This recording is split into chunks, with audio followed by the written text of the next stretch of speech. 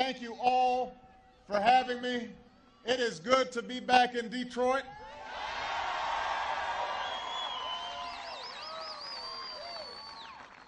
I'm glad I was able to bring a friend, a proud daughter of the Teamsters, your Secretary of Labor, Hilda Solis, in the House. We're thrilled to be joined by so many other friends. I want to acknowledge, first of all, two of the finest senators in the country, Carl Levin and Debbie Stabenow, in the House.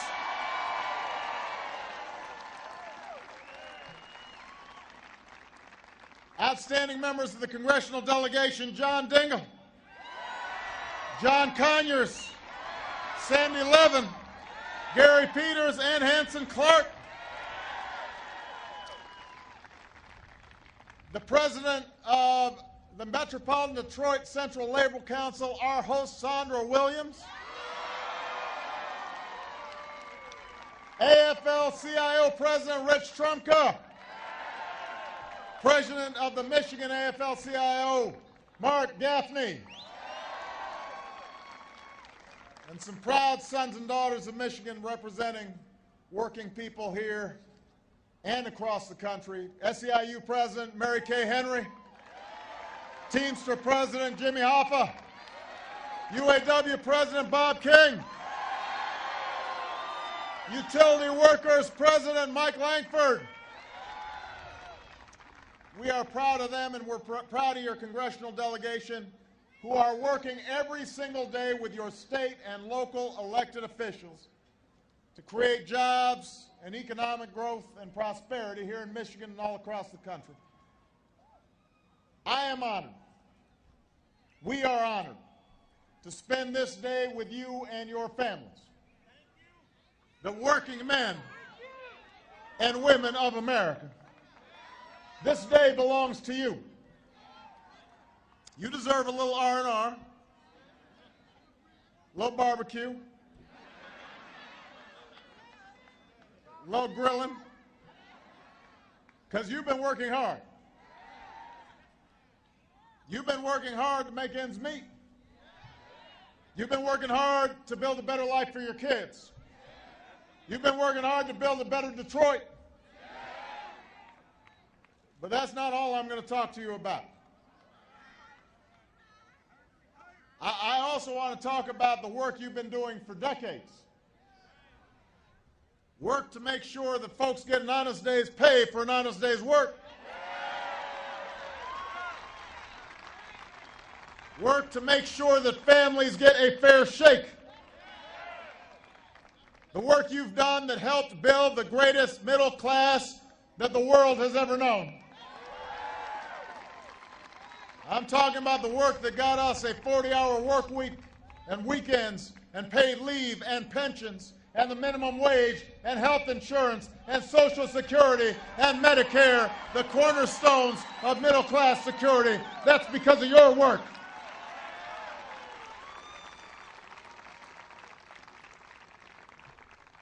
If you want to know who helped lay these cornerstones of an American middle class, you just have to look for the union labor. That's the bedrock this country is built on. Hard work, responsibility, sacrifice, looking out for one another, giving everybody a shot, everybody a chance to share in America's prosperity, from the factory floor to the boardroom. That's what unions are all about. And that's something that's worth keeping in mind today. We've come through a difficult decade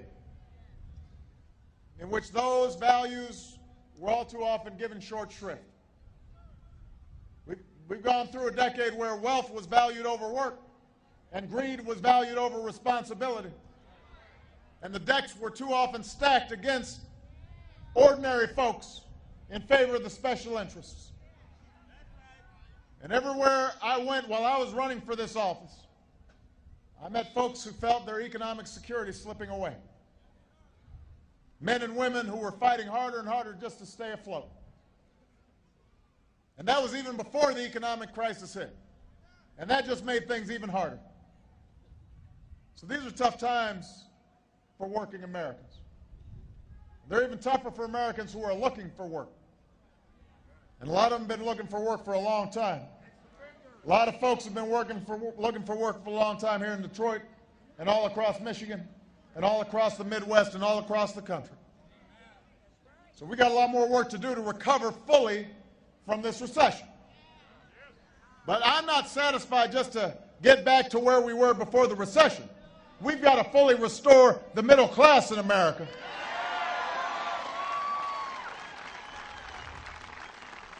And America cannot have a strong, growing economy without a strong, growing middle class and without a strong labor movement. That's the central challenge that we face in our country today. That's at the core of why I ran for president. That's what I've been fighting for since I've been president.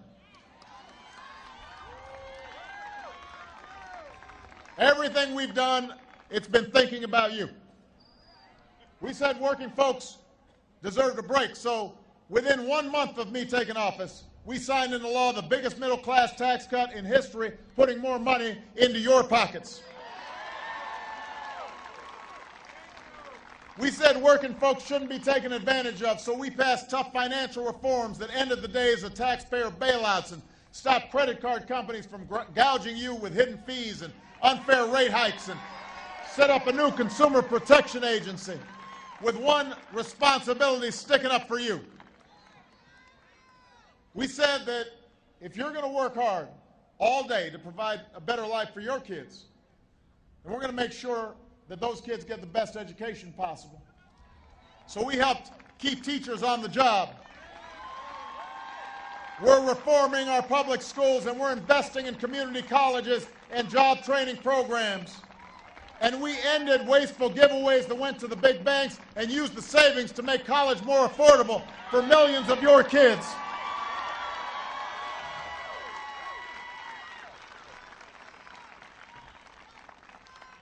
We said that every family in America should have affordable, accessible health care.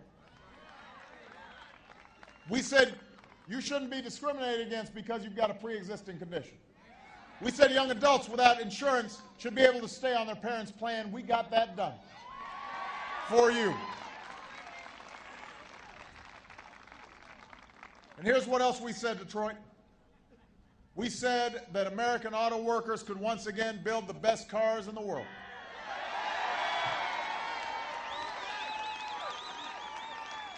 So we stood by the auto industry, and we made some tough choices that were necessary to make it succeed. And now the big three are turning a profit and hiring new workers and building the best cars in the world right here in Detroit, right here in the Midwest, right here in the United States of America. I know it. I've seen it. I've been to GM's Hamtramck plant. I've been to Chrysler's Jefferson North plant. I've seen Detroit prove the cynics and the naysayers wrong. We didn't just stop there. We said American workers could manufacture the best products in the world. So we invested in high-tech manufacturing, and we invested in clean energy.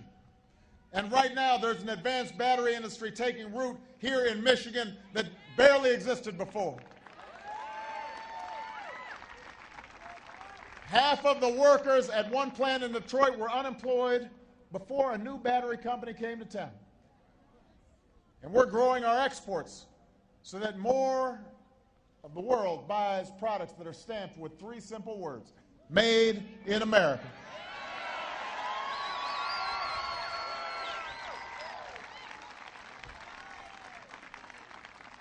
So that's what we're fighting for, Michigan. We're fighting for good jobs with good wages. We're fighting for health care when you get sick. We're fighting for a secure retirement even if you're not rich. We're fighting for the chance to give our kids a better life than we had.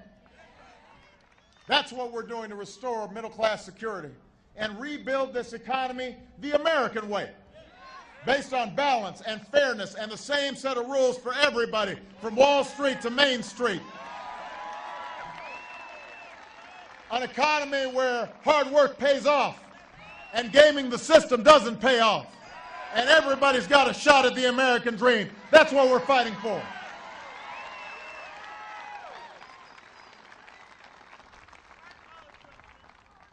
On Thursday, we're going to lay out a new way forward on jobs to grow the economy and put more Americans back to work right now. I don't want to give everything away right here, because I want y'all to tune in on Thursday.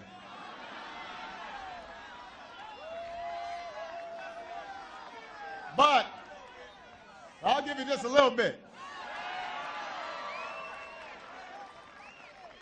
We've got roads and bridges across this country that need rebuilding. We've got private companies with the equipment and the manpower to do the building. We've got more than 1 million unemployed construction workers ready to get dirty right now. There is work to be done, and there are workers ready to do it. Labor is on board, business is on board. We just need Congress to get on board. Let's put America back to work.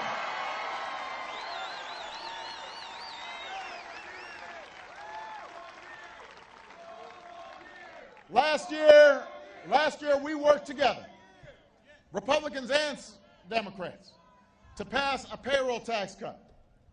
And because of that, this year the average family has an extra $1,000 in their pocket because of it. But that's going to expire in a few months if we don't come together to extend it. And I think putting money back in the pockets of working families is the best way to get demand rising, because that then means business is hiring. And that means the government, that means that the economy is growing. So I'm going to propose ways to put America back to work that both parties can agree to.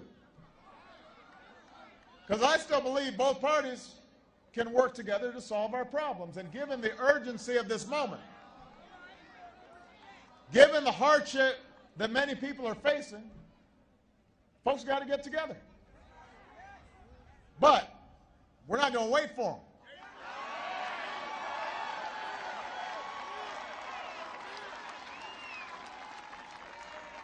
We're going to see if we've got some straight shooters in Congress. We're going to see if congressional Republicans will put country before party. We'll give them a plan, and then we'll say, do you want to create jobs? Then put our construction workers back to work rebuilding America. Do you want to help our companies succeed? Open up new markets for them to sell their products. You say you're the party of tax cuts? Well, then prove you'll fight just as hard for tax cuts for middle-class families as you do for oil companies and the most affluent Americans. Show us what you got.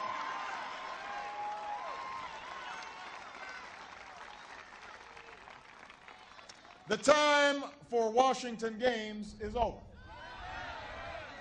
The time for action is now. No more manufactured crises, no more games. Now's not the time for the people you sent to Washington to worry about their jobs. Now's the time for them to worry about your jobs.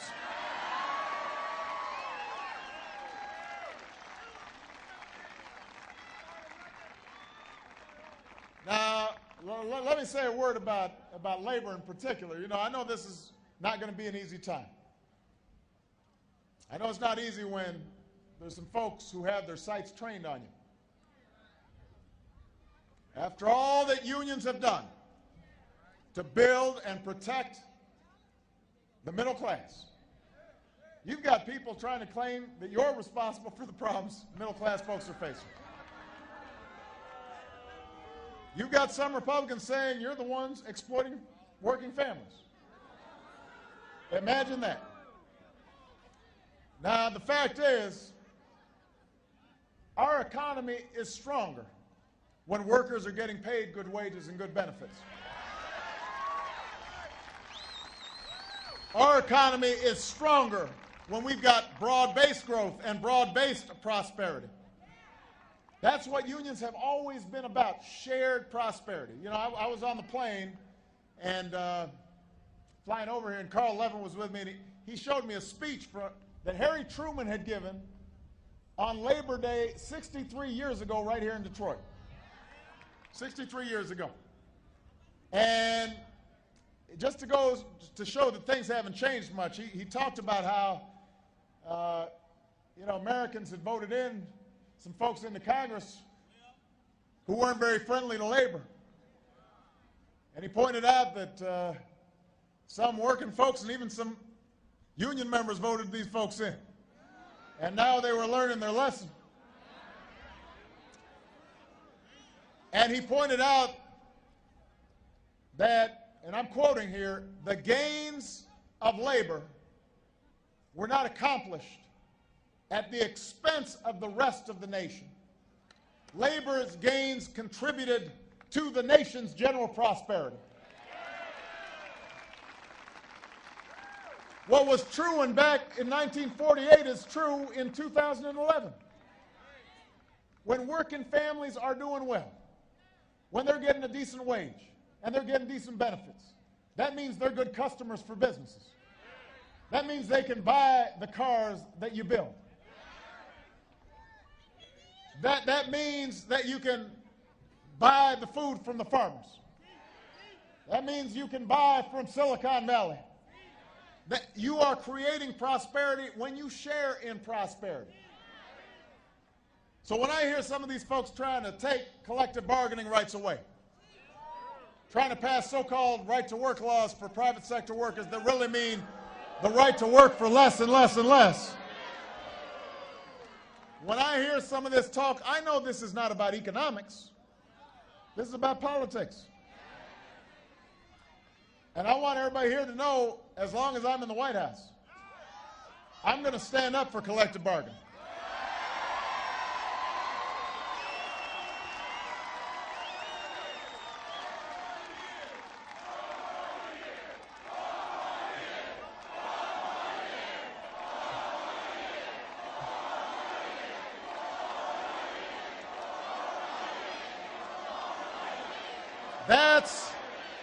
That's why we've reversed harmful decisions that were designed to undermine those rights. That's why we passed the Fair Pay Act to stop pay discrimination.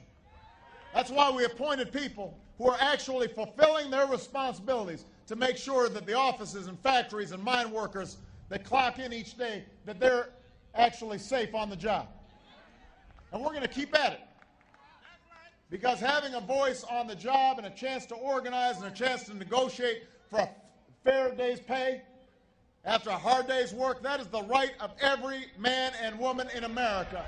Not just the CEO in the corner office, but also the janitor who cleans that office after the CEO goes home. Everybody's got the same right.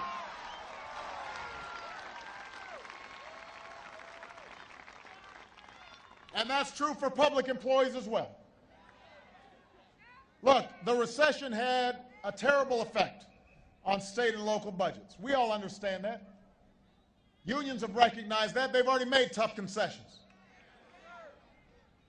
In the private sector, we live in a more competitive global economy. So unions like the UAW understand that workers have to work with management to revamp business models, to innovate so we can sell our products around the world. We understand that the world is changing. Unions understand that the world is changing. Unions understand they need to help drive the change, whether it's on the factory floor or in the classroom or in the government office. But what unions also know is that the values at the core of the union movement, those don't change. Those are the values that have made this country great. That's what the folks trying to undermine your rights don't understand. When union workers agree to pay freezes and pay cuts, they're not doing it just to keep their jobs. They're doing it so that their fellow workers, their fellow Americans, can keep their jobs.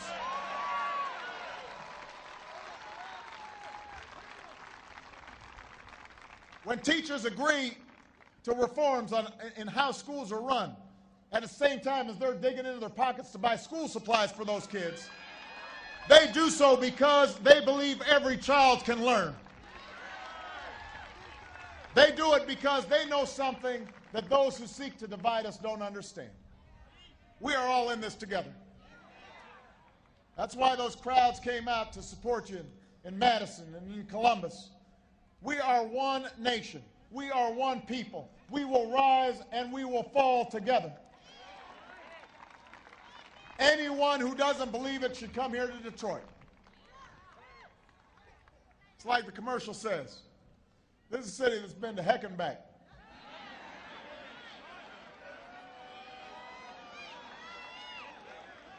And while there are a lot of challenges here, I see a city that's coming back.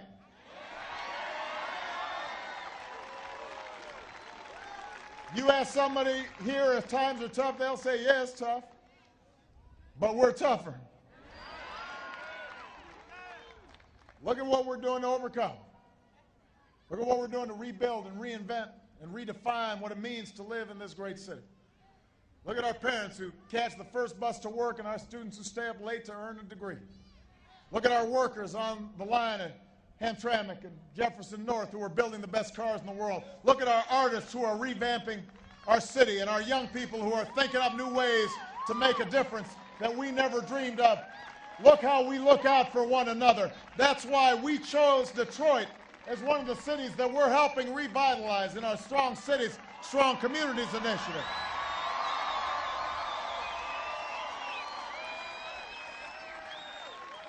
We're teaming up with everybody, mayors, local officials, you name it, boosting economic development, rebuilding your communities the best way, which is a way that involves you.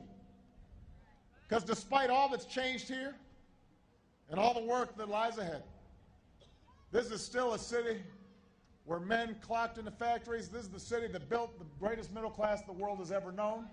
This is the city where women rolled up their sleeves and helped build an arsenal for democracy to free the world. This is a city where the great American industry has come back to life and the industries of tomorrow are taking root. This is a city where people, brave and bold, courageous and clever, are dreaming up ways to prove the skeptics wrong and write the next proud chapter in our history. That's why I wanted to be here with you today. Because for every cynic and every naysayer running around talking about how our best days are behind us, for everybody who keeps going around saying, no, we can't, for everybody who can always find a reason why we can't rebuild America, I meet Americans every day who, in the face of impossible odds, they've got a different belief. They believe we can. You believe we can. Yes, times are tough, but we've been through tough times before. I don't know about you, but I'm not scared of tough times. I'm not scared of tough times because I know we're going to be all marching together and walking together and working together and rebuilding together, and I know we don't quit.